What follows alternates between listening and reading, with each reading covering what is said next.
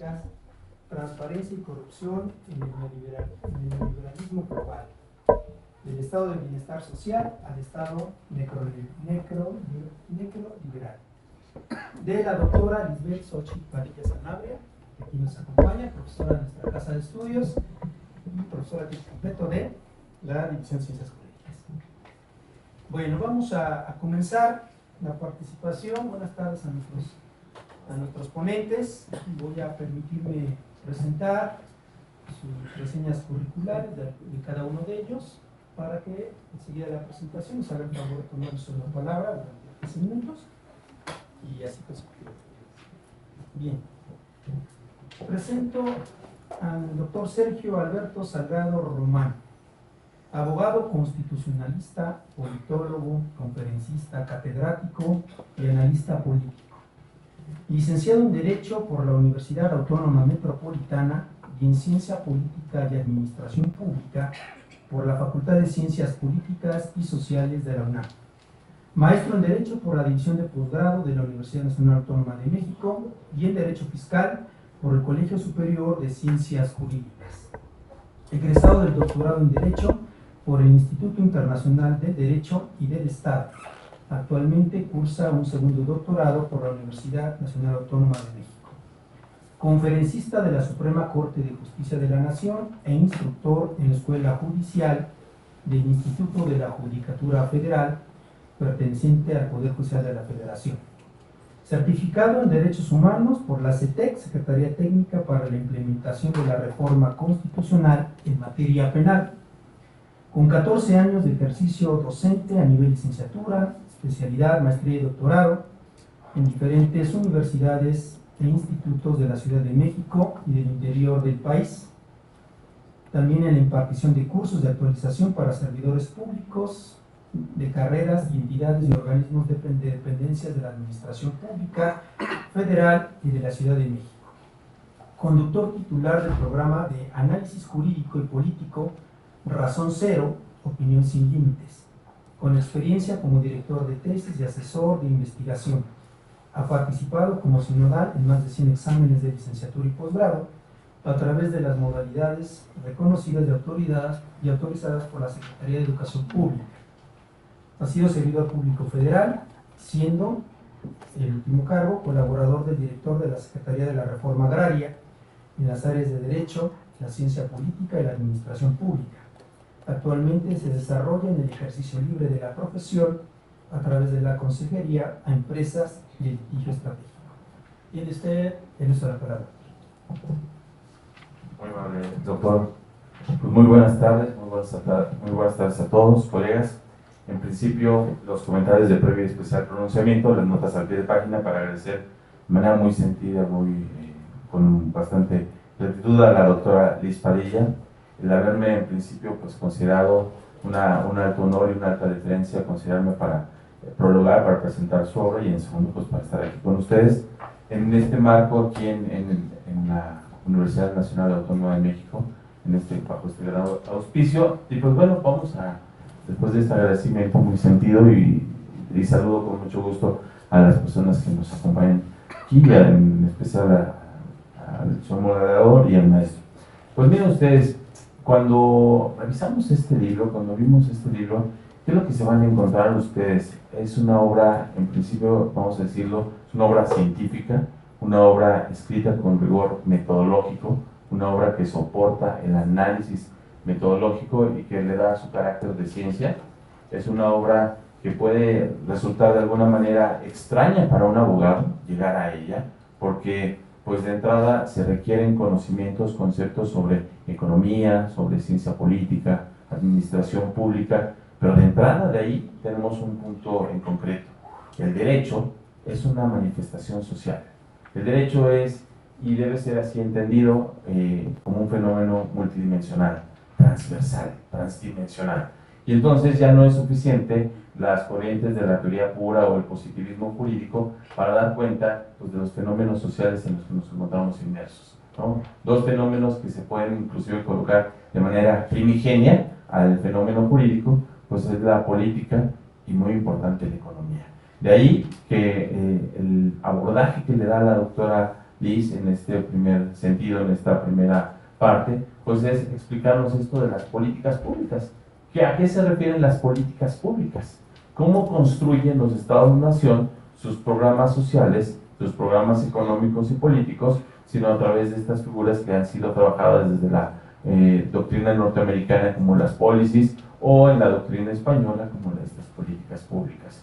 Y estas políticas públicas, en principio, y ahí está gran parte de la valía de ello, están uniformadas, son uniformes. ¿Bajo qué criterios? Pues dos muy importantes: el tema del Open Government y el de la transparencia.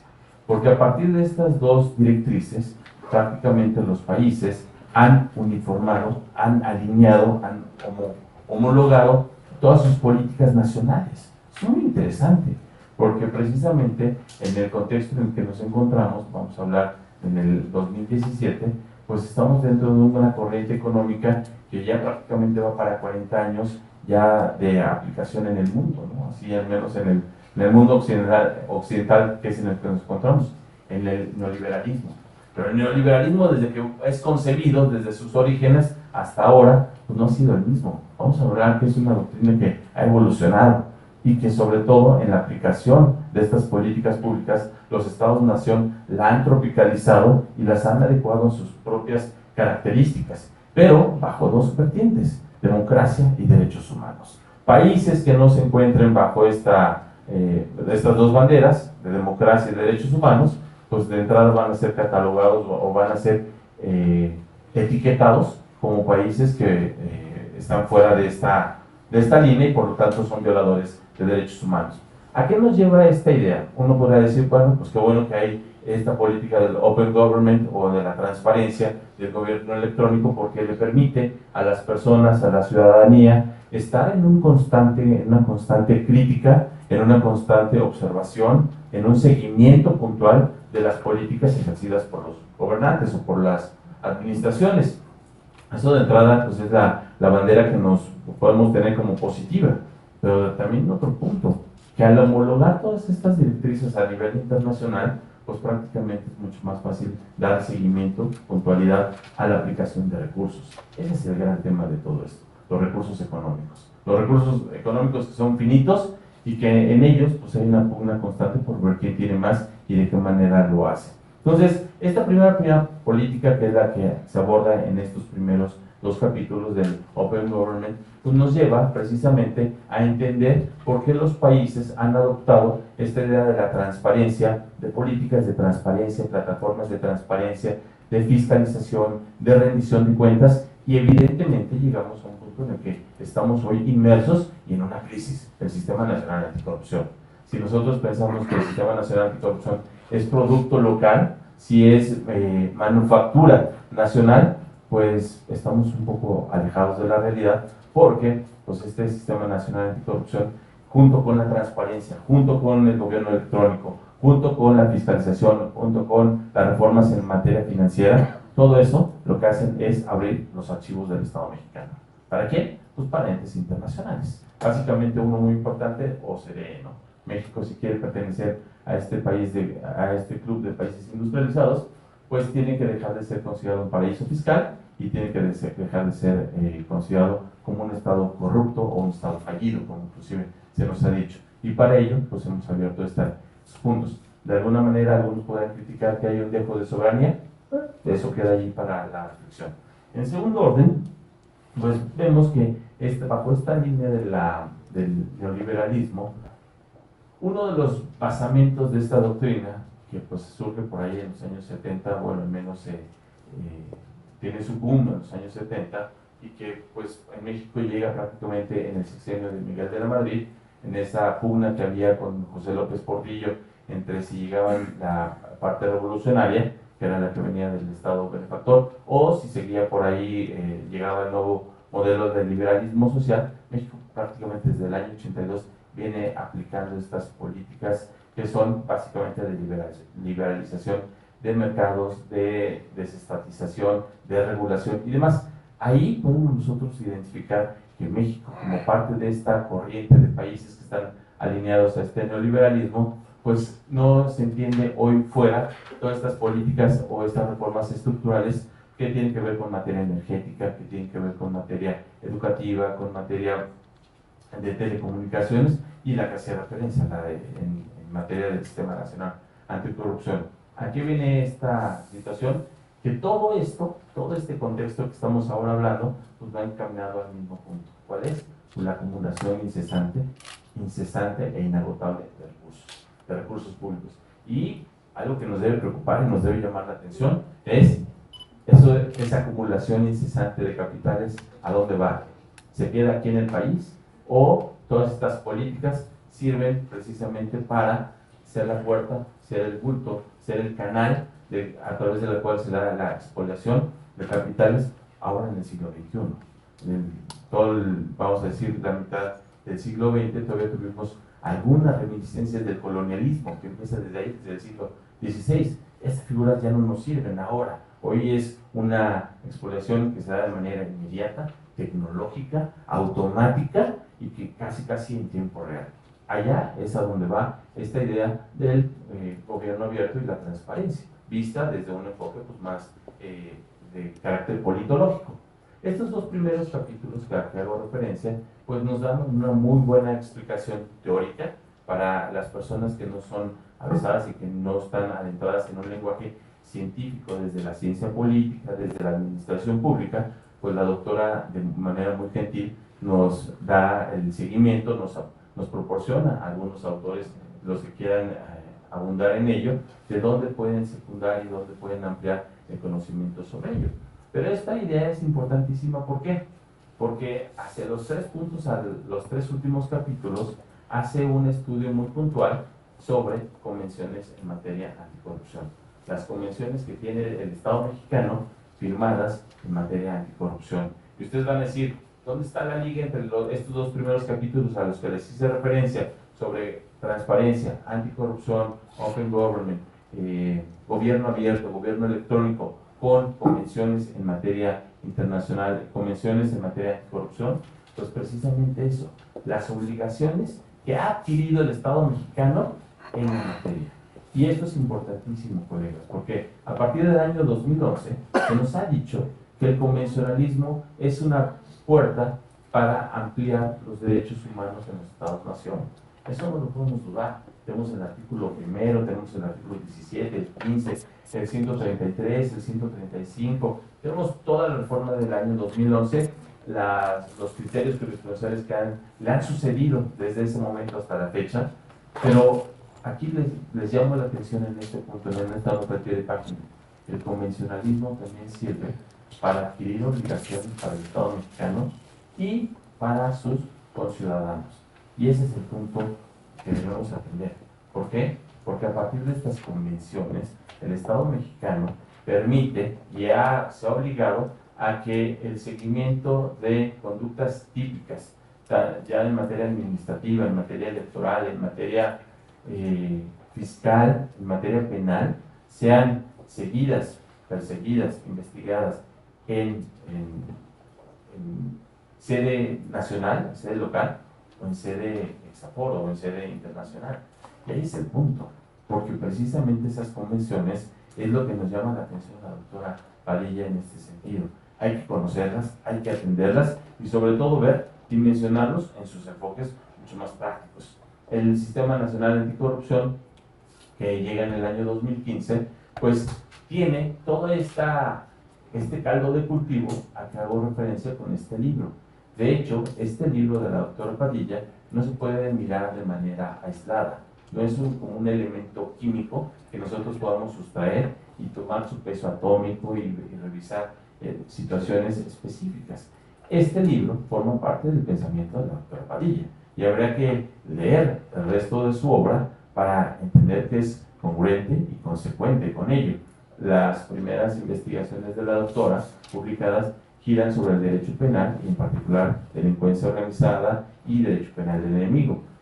Esta idea de que hoy estamos frente al Sistema Nacional Anticorrupción, y en este libro en particular y en el que le sigue, que es sobre el derecho disciplinario sancionador, el Sistema Nacional Anticorrupción, pues son la cara de la misma moneda. De un lado podemos ver la cara del Estado, el Leviatán, el gran Leviatán con el garrote, en el derecho penal del enemigo, Y de este lado podemos ver la parte garantista, hacia los servidores públicos, hacia particulares, pero pues es el mismo Estado. Y el mismo tratamiento le puede dar a unos y a otros. Todo depende de qué manera se aborde. Por lo que no les invitaría tan solo a revisar esta obra, sino a entender esta obra como parte de todo este contexto. De este contexto que tiene que ver con la transición del jus ponendi, que está previsto en la materia penal, o que lo estudiamos desde el derecho penal, hacia su transición hacia el derecho penal al derecho administrativo sancionador. Hacia allá los invitaría, y en ese orden de ideas, pues queda la invitación a que este libro lo miren bajo esa lupa. No es menor cosa, esta semana, en estos últimos minutos que me quedan, esta semana nos recibe una realidad brutal, brutal. El INEGI nos indica que este país, en donde estamos ahora, somos en la Universidad Nacional, pero no podemos perder ese contexto, colegas, ese contexto social. El país es un país extremadamente desigual. No es que México sea un país pobre, es un país desigual. Y tenemos una desigualdad económica brutal. Apenas, esa era la cifra de INEGI. La cifra de Coneval, que salió apenas el día de ayer, nos indica que entre la población más desfavorecida económicamente y la más favorecida, hay 20 niveles. Esto entendido en los deciles. La pobreza creció, la pobreza alimentaria creció, las políticas públicas en materia de seguridad social no han servido. En 20 años, si no les preocupa a ustedes, la mayoría de las personas que veo aquí son personas jóvenes, pero si no se preocupan de esta realidad de 20 o 30 años, vamos a tener una población vieja, pobre y enferma, sin seguridad social, precisamente por esta expoliación que estamos hablando de capitales. Pero veamos al primer mundo, allá no están estos problemas, precisamente por todas estas políticas que tienen que ver con el endeudamiento, desregulación. Más, de ahí que los invitaría a que miren esta obra con ese enfoque crítico, metodológico, que nos explica de una manera muy puntual y que propone la doctora Padilla conceptos como el neoliberalismo, la necropolítica, que sigue a sus grandes autores, a sus grandes tutores ahí académicos, a Michel Foucault, a Manuel Wallerstein, a varios autores, y que es consecuente con ellos para entender nuestra realidad en nuestro momento. Esa sería la invitación que les dejo, y sobre todo la gran mayoría que me quedó. Estoy seguro que cuando ustedes lean esa obra la van a disfrutar tanto como lo hice yo en un principio. Señor doctor, le agradezco mucho, y por el tiempo de descanso le agradezco mucho. Bueno. Le agradezco,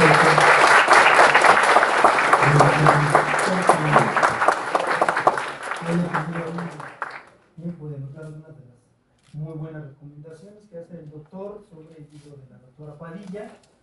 Ahora vamos a escuchar a nuestro segundo comentarista para después dar el uso de la palabra, por supuesto, al autor. Bueno, me permito presentar al maestro José Jesús Rosales Estrada.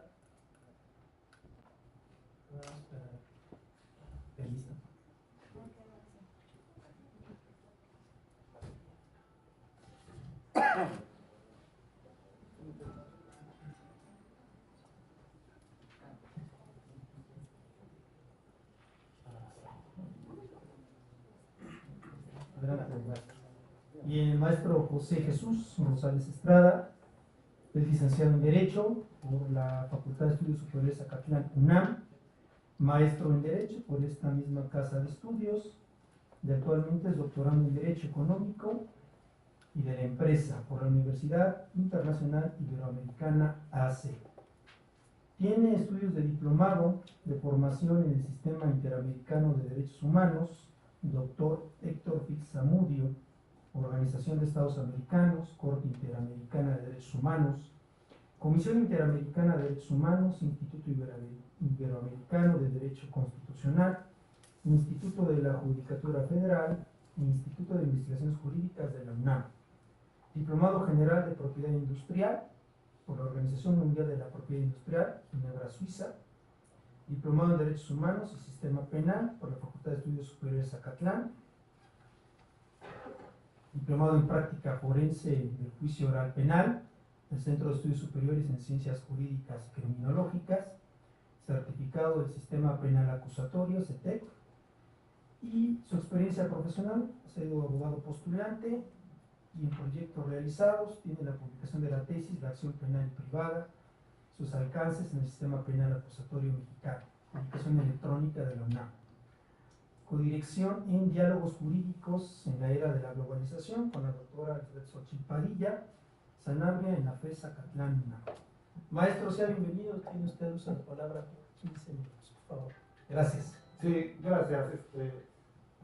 Buenas tardes, asistentes, doctor Antonio Garellón, muchas gracias. Doctor Sergio Salgado, es mi placer estar con usted. Doctora Elizabeth Xochitl, muchas gracias por haberme invitado. ¿Sí? Y con gusto voy a empezar a comentar su libro. Quisiera empezar, ¿qué es este libro? Este libro nos trae todas las bases para que los servidores públicos, los abogados que litigan, los jueces, se enteren cuáles son las herramientas que tenemos para combatir a la corrupción. Este libro yo lo llamo un libro de terror. ¿Por qué es un libro de terror? Porque nos va a llevar paso a paso para ver cómo vamos a ir por los servidores públicos corruptos en cualquier lugar del mundo en que estén. Podemos ir por ellos. ¿Cómo el ciudadano puede denunciar, o en su momento dado, ya sea que personalmente haga la denuncia administrativa o la denuncia penal a través de la acción penal privada, de la cual tengo mi tesis que considero que es buena para esto? Entonces, todo servidor público debería tener de cabecera este libro, las personas ciudadanas para poder combatir la corrupción, y los operadores políticos para que se enteren cuáles son las herramientas, porque tenemos un derecho nacional anticorrupción que está muy limitado y que está hecho para que ningún corrupto sea castigado. Pero tenemos ahora, ¿sí?, las convenciones internacionales a través de las cuales no se nos va a ir ningún corrupto. Entonces, aparte del libro de terror, yo digo, este es un manual de guerra, porque como manual de guerra nos va a servir exactamente para combatir la corrupción, y también como abogados, pues para que podamos establecer la defensa. Así que tenemos el ataque y la defensa. Por eso es que todos en México debemos tener este libro, que realmente vale la pena. Por favor, la siguiente. Quisiera tocar qué temas generales trae este libro. En este libro, doctor Salgado, ¿me ayuda? La que sí. La otra. Gracias, amigo. Como vemos ahí, decimos que la corrupción es un constructo ideológico que justifica discursos de transparencia y open government. ¿Para qué? Para controlar el producto de la corrupción. Y el producto de la corrupción nos va a llegar a través, se va hacia los G7, ¿sí?, y a través de instrumentos. ¿Cuáles son los instrumentos? Los que estamos viendo: Convención contra las Naciones Unidas contra la Corrupción, Convención Interamericana contra la Corrupción, y la Convención para combatir el cohecho de servidores públicos extranjeros en transacciones comerciales internacionales. El combate a la corrupción desde la cooperación económica transnacional en el liberalismo. Entonces, exactamente estas convenciones están hechas para que los países económicamente fuertes se lleven el dinero. Y en México no lo hemos hecho, pero que le pregunten por favor a Estados Unidos. Él sí sabe cómo hacer las cosas y ha venido con los corruptos y se lo está llevando. ¿Pero por qué se lo está llevando? Porque el hecho de que se lo lleve significa que tiene acceso al capital y se va a quedar con él. Porque las convenciones permiten que cualquier país miembro de la OCDE, si el país que corresponde, en este caso México, no hace su trabajo, que vengan otros países de la OCDE y hagan el trabajo y se queden con, bueno, que se queden con el corrupto, que no lo necesitan, que se queden con su dinero. De eso se trata la convención. Entonces, en este libro, pues es lo que vamos a encontrar. Dice la doctora: las políticas de control son protectoras del neoliberalismo. O sea, para eso están las políticas. Transforman el estado de bienestar a un estado neoliberal y después a un estado necroneoliberal. ¿Pero qué significa esto? Necro, muerte. Tenemos dentro de las políticas internacionales dos grandes temas: los excluidos y los incluidos. ¿Quiénes son los excluidos? Los excluidos son todos los seres humanos, o cuando no todos los mexicanos, ¿sí?, que no son útiles para, que no producen económicamente nada o de manera suficiente. No tenemos cultura, ¿sí? No somos capaces de producir realmente. Si producimos para nuestra sobrevivencia, no nos sirve. Entonces, esos son los excluidos. ¿Y qué hacemos con los excluidos? Antes los matábamos, hoy desaparecemos a través de políticas necroliberales en el campo, ¿sí? Políticas sociales, o sea, cada día las eliminamos, pero de eso se trata, eliminar desechar y excluir a los que no funcionan. Después tenemos los incluidos. ¿Quiénes son los incluidos? La gente capaz, la gente que progresa, la gente que estudia, ¿sí? Esos son los incluidos. ¿Y cuántos son incluidos? Mientras produzcan, cuando dejen de producir, ya no nos sirven. Y son ahora personas de desecho y listos para ser excluidos y exterminados por políticas necroneoliberales. Exactamente de eso se trata el necroneoliberalismo. Ahora, los derechos humanos son un discurso democrático.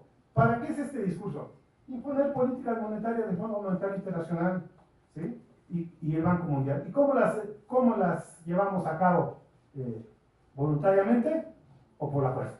Entonces, si debemos dinero, estamos comprometidos y nos alineamos a lo que nos digan. Entonces, si México es muy rico y no necesita dinero, de todos nos tiene que pedir prestado. Entonces, esa es la manera de controlar, cómo controlan aquí, cómo nos controlan, bueno, a nosotros, a toda América Latina. ¿Sí? Ahora, ¿qué tenemos? Tenemos el derecho penal del enemigo, pero ¿para qué nos sirve? Para criminalizar las protestas sociales. La protesta social no me sirve, no me produce dinero y me deja mal, entonces le aplicamos el derecho penal del enemigo. ¿Sí? ¿Y qué hacemos con este derecho penal del enemigo? Controlamos todo capital que no esté fiscalizado. De eso se trata, controlar los capitales no fiscalizados. ¿Sí? ¿Con qué lo hacemos? Con normas de lavado de dinero. Tenemos aquí, en el caso de la corrupción, normas muy suaves. Todo el Sistema Nacional de Corrupción es hecho para que no funcione, para que ningún corrupto sea castigado, para que se ría. ¿Sí? Pero tenemos las convenciones. En las convenciones les damos con todo. Por eso yo digo, este es un libro de terror para los políticos, ¿sí? Pero y un manual de guerra, porque tiene cómo atacamos y cómo defendemos, y tenemos que leerlo hoja por hoja y página por página, porque eso es lo que trae el libro. Ahora, la corrupción realmente, ¿qué es? Es un constructo nada más, o sea, un constructo que hicieron, ¿quiénes? Pues las potencias económicas fuertes, poderosas, neoliberales. ¿Para qué sirven? Para que haya servicios públicos de carácter social en menor cantidad. ¿Sí? Si no tengo servicios públicos de carácter social, pues se va a morir mucha gente. De eso se trata, exactamente, ¿no? Y estos constructos nos dicen ¿para qué? Para dirigir, son la directriz del camino del poder económico neoliberal. O sea, tenemos que llevarlos a cabo. Ahora, ¿para qué sirve la transparencia y el combate a la corrupción? ¿Sí? Para aplicar y justificar políticas públicas neoliberales. De eso se trata. ¿A través de quién? Del discurso ciudadano. ¿Y quién es el discurso? ¿Quién es el ciudadano? El ciudadano es nada más aquella persona que no es riesgosa para el sistema, aquella que produce. Todo aquel que no produce no es ciudadano. Bueno, será en la Constitución, pero para el neoliberalismo no es un ciudadano. ¿Sí?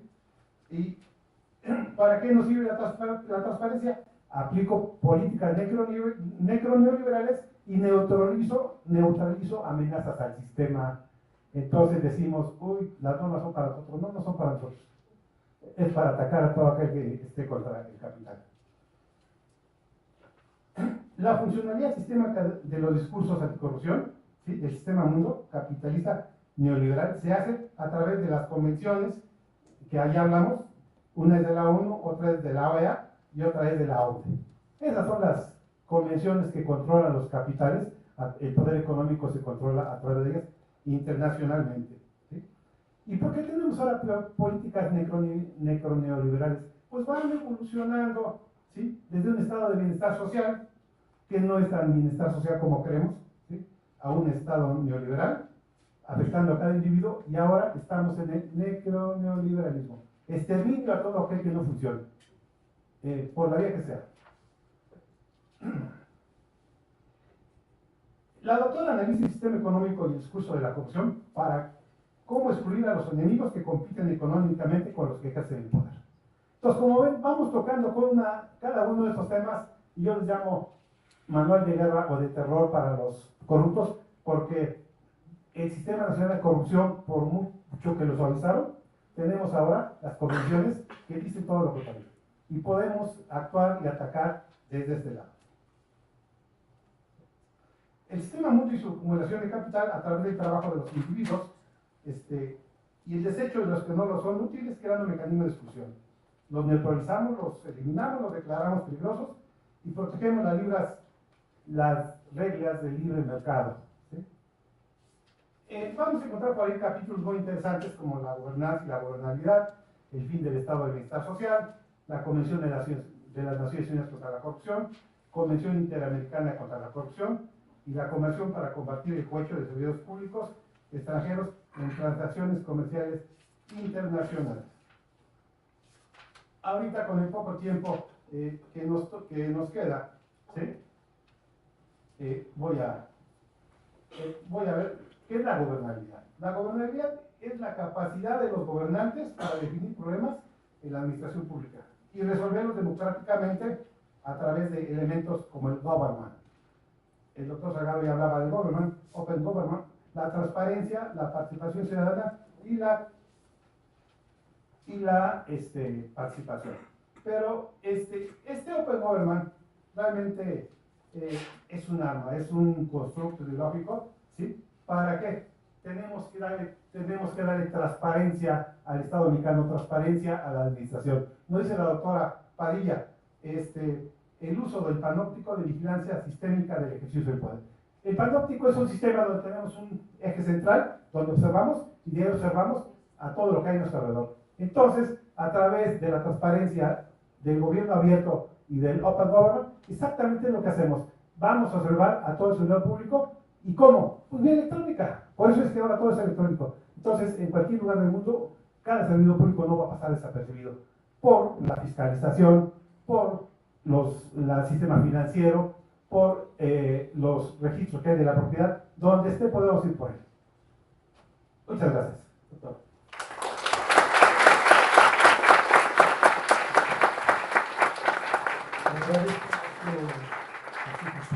Gracias por sus comentarios muy críticos, extendidos de este texto. Licenciatura, le dirigí una tesis maravillosa aquí en posgrado, que es la acción penal privada, que recuerdo que esa tesis no se la aceptaban, lo reprobaron en el primer comité, y ahorita es una de las tesis más leídas, ¿verdad? Y de mayor valor. ¿Por qué les digo esto? Miren, nuestro derecho ha cambiado, el paradigma jurídico ha cambiado, y todavía en nuestro país existen positivistas que no quieren que eso suceda y aplican el derecho en estricto. Cuando en las reformas del 10 de junio del año 2011, obviamente toda esta parte cambia. El estricto derecho ya no existe, a menos de que haya restricciones a la Constitución. Ahora hay una ponderación. ¿Esto qué quiere decir? Que a nuestras autoridades y a nuestros operadores jurídicos todavía no les cae el 20. Bueno, eso supongo que a algunos sí. Todavía no les cae el 20. Como ustedes saben, yo cada sábado publico una columna en un periódico, la cual subo a mis redes sociales para efecto de que si es del agrado de alguien las pueda leer. Entonces yo subí una en la semana pasada que se llama La acción administrativa sancionadora por particular, a propósito de tu tesis, ¿no? La tesis de Jesús, acción penal privada o acción penal por particular, que tenemos en el artículo 21 constitucional, párrafo segundo, es decir, los ciudadanos podemos investigar sin necesidad del Ministerio Público, para empezar. Podemos obtener datos de prueba y conformar nuestra carpeta de investigación para ir, ya sea con el Ministerio Público o con el juez de control, y exigirles que inicien un proceso penal en contra de alguien por determinados delitos. En materia administrativa sancionadora es lo mismo, ¿ok? Nosotros podemos investigar a los corruptos a través de transparencia, aquí está, tenemos acceso a toda la información. Una de las críticas que yo hago en el libro, en el capítulo primero, en esa parte de Open Government y de transparencia, es precisamente que la transparencia tiene como discurso básico la participación ciudadana.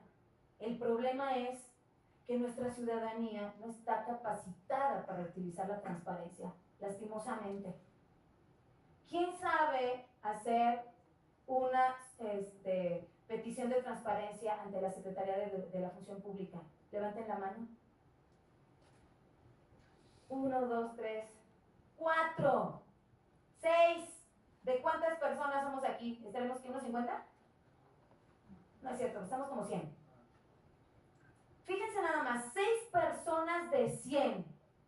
El Open Government, el gobierno electrónico y la transparencia no se hizo para nosotros, ¿eh? Se hizo para el G7, como bien lo dijo. Se hizo para las corporaciones económicas transnacionales, para el Fondo Monetario Internacional y para el Banco Mundial. Ellos sí nos investigan, ellos sí acceden a las bases de datos. La corrupción es como, les voy a poner así como una metáfora, es como un bistec. ¿Se imaginan un bistec de esos grandotes, así tipo caricaturesco? Y los estados, nación y las corporaciones económicas transnacionales son leones que están alrededor de ese bistec. Claro que hasta en leones hay niveles. El Estado mexicano es uno de los leones más débiles y flacos que ustedes se pudieran imaginar. La corrupción es un constructo ideológico que trae como resultado muchísimo capital. Muchísimo capital. No tenemos un delito de corrupción en el país. O sea, comete el delito de corrupción, eso no existe. Una sanción administrativa, una falta administrativa. ¿Se entiende como falta administrativa esto como corrupción? Eso no existe. Es más, no tenemos un concepto de corrupción en México, por lo menos en las normas jurídicas. Entonces ese bistec es la corrupción. Ese bistec está jugosísimo y todos los leones están hambrientos. Yo les pregunto, ¿quién se lo va a comer? ¿El Estado mexicano, que es un león flaquísimo? Es más, no se puede ni parar. Hagan de cuenta que hasta las costillas se le notan. ¿Se dan cuenta? ¿Saben quién se lo va a comer? Porque la corrupción no es local, mis queridos alumnos y amigos y maestros. La corrupción es global. El capital es global. Entonces, en ese orden de ideas, se crean construcciones ideológicas en forma de normas jurídicas, tales como las convenciones que acaban de mencionar, la de la ONU, la de la OTU y la de la OEA. ¿Para qué? Para que se les dé alimento a esos leones fuertes y puedan ir tras ese bistec. Y obviamente, oye, pero el Estado mexicano come lo mismo, sí, pero no quiere comer. ¿Qué es eso que no nos queremos comer? La participación ciudadana. Porque no sabemos, es más, ni nuestros operadores jurídicos saben, insisto. Yo recibí una crítica de una funcionaria del Tribunal Federal de Justicia Administrativa, ¿verdad?, a la cual podemos investigar hoy. Ok, y lo vamos a hacer además. La cual decía que yo estaba creando falsas expectativas en materia de combate a la corrupción, porque la ciudadanía no teníamos facultades jurídicas para realizar investigaciones. ¿Saben cuando yo escuché eso? ¿Qué vino a mi mente? ¿Qué falta de capacitación hace en el país para combatir la corrupción? Porque ni siquiera nuestras autoridades están capacitadas para hacerlo. Ni siquiera el órgano interno de control sabe cómo obtener una prueba lícita. En un sistema garantista como el que tenemos a partir del año 2010, no nada más es lo que ellos digan. Requiere la obtención de una prueba lícita y además el respeto a los principios fundamentales en materia garantista. ¿Ok? Entonces, ¿qué va a pasar? Que no van a poder fincar una falta administrativa siquiera no grave. Y un delito cometido por hechos de corrupción, menos. Entonces, bajo esa perspectiva, el combate a la corrupción se convierte en una quimera, sobre todo aquí en el pueblo mexicano, se convierte en una ilusión y al final del día van a decir, bueno, es que los discursos que tienen, ¿no?, las grandes potencias, es que no se puede con México, porque son una bola de corruptos. La corrupción es cultural, o sea, ellos ya hacen cuenta que cuando nacen les meten la inyección de la corrupción. Ah, pero no nos dicen que países como Alemania, que países como Estados Unidos se llevan el capital que aquí producimos a través de la corrupción.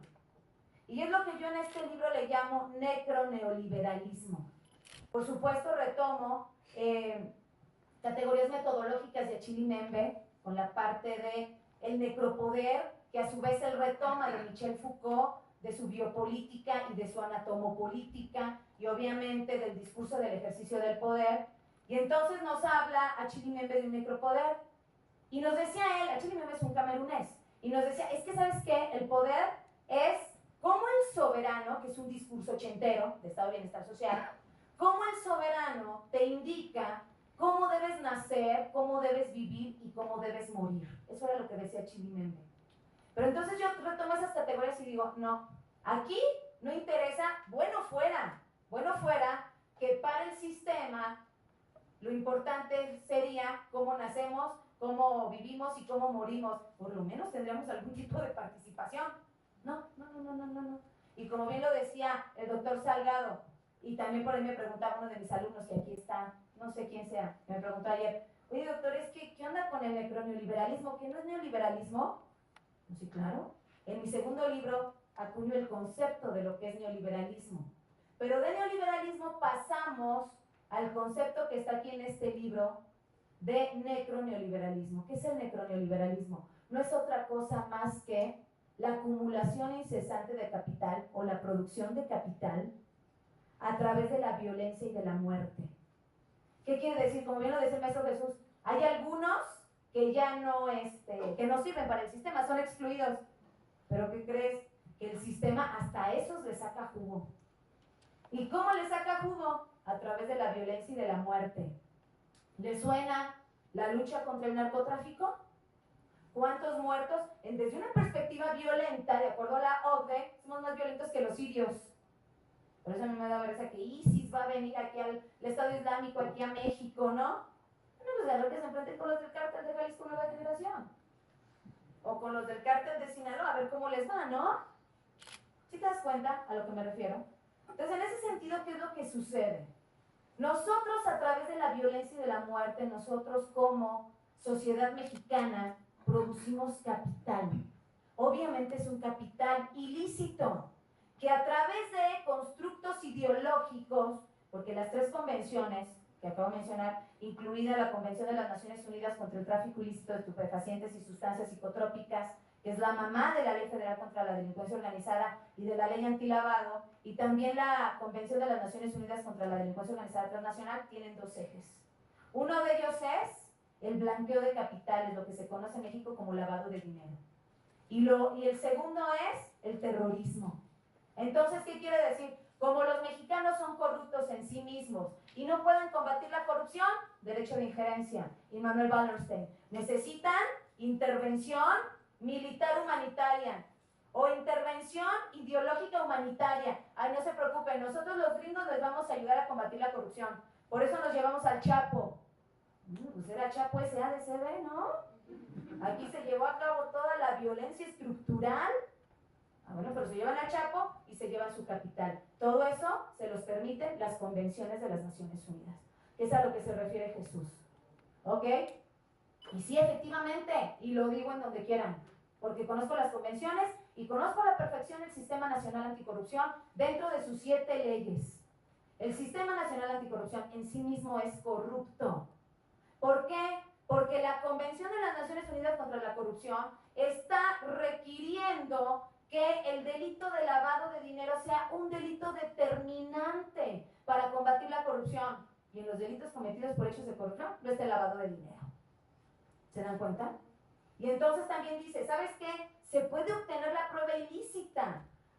Eso se llama técnicas especiales de investigación. Artículo 50 de la Convención de las Naciones Unidas contra la Corrupción. Y en México, todos los delitos cometidos por hechos de corrupción garantistas y todos con obtención de prueba lícita.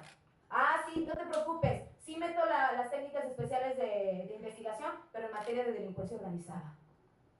Entonces, no acatamos como Estado mexicano las normas que prevén las convenciones en materia anticorrupción y además, nada más nos estamos haciendo tontos, porque ni capacitamos a nuestra ciudadanía no le interesa capacitarse, ¿verdad? Porque como bien lo decía Noam Chomsky, y aquí está la cita en el libro, ayer la leíamos en posgrado, ¿no? En el capítulo segundo, dice Noam Chomsky, ¿cómo te van a producir más desde una perspectiva laboral? Fácil, quítales la seguridad social, que no tengan seguridad social. Es más, baja los precios y vas a ver si no producen más. ¿Por qué? Porque van a hacer lo que sea para mantener ese trabajo, ese empleo. Y Vivian Forrester, en el horror económico, 1996, ¿verdad? Indicaba, ayer también lo veíamos, indicaba, ay, pues a mí me da mucha risa todos aquellos que creen que con tener posgrados, con estar capacitados, van a ganar el dinero que quieran. No, porque atrás de ellos hay 1000 más doblemente capacitados y cobrando menos, porque las conquistas laborales son menores, ¿ok? Entonces, en ese orden de ideas, Joseph Stiglitz, premio, ya, ¿verdad? Ya casi, ya terminó, ya acabo, ya cierro. Premio Nobel de Economía, Joseph Stiglitz, la ciencia del conocimiento, decía, bueno, ¿qué necesitas para estar incluido aquí? Ah, pues muy sencillo, necesitas formar parte de la sociedad del conocimiento. Mientras más preparado estés, más oportunidades de incluirte vas a tener. Y además, si eres joven y preparado, mucho mejor, ¿eh? Mucho mejor. Porque al sistema, ¿qué crees? Al sistema no le gusta a la gente de la tercera edad. El sistema es elitista, como no tienes idea. Entonces, la corrupción produce capital. ¿Qué es lo que busca? Solamente controlar ese capital. ¿Quieren erradicar la corrupción? ¿Y cómo se va a producir capital? ¿De qué va a vivir el Fondo Monetario Internacional? Dice Daniel Stulin, en Los secretos del Club Bilderberg, página 92, en el mundo se lavan 590,000 millones de euros multiplicados por 6. Solamente por narcotráfico. Falta la trata de personas, que deja mucho más que el narcotráfico. Conclusión, si nosotros como ciudadanos no tenemos una participación efectiva en el cambio de paradigma social, económico, político y jurídico, las cosas van a estar peores. Y no van a ser 20 peldaños, lo que decía el doctor Salgado, van a ser 100. Y podemos tener al hombre más rico del mundo, pero también al más pobre. Les agradezco muchísimo que me hayan escuchado.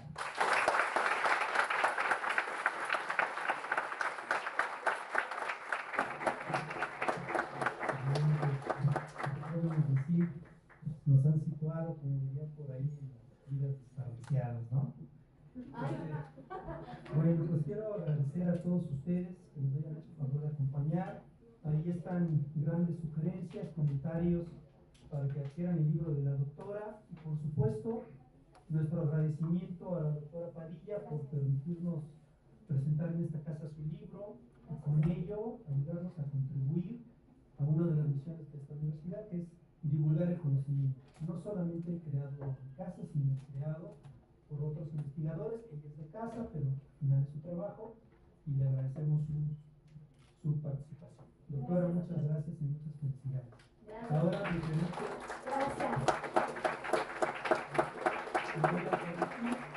dar lectura a la constancia que entrego en nombre del posgrado en Derecho y de esta casa de estudios a la doctora Padilla, autora del libro en el que se comenta, y a los invitados. Facultad de Estudios Superiores Acatlán, Coordinación de Estudios de Posgrado en Derecho. Otorga la constancia por su participación en la presentación de su libro Administración y Políticas Públicas, Transparencia y Corrupción en el Neoliberalismo Global, llevado a cabo en las instalaciones de esta facultad el 31 de agosto del año 2017, a la doctora Padilla Sanabria, al doctor Salgado Román y al maestro Rosales Estrada. Por mi raza hablará el escritor. Muchas gracias.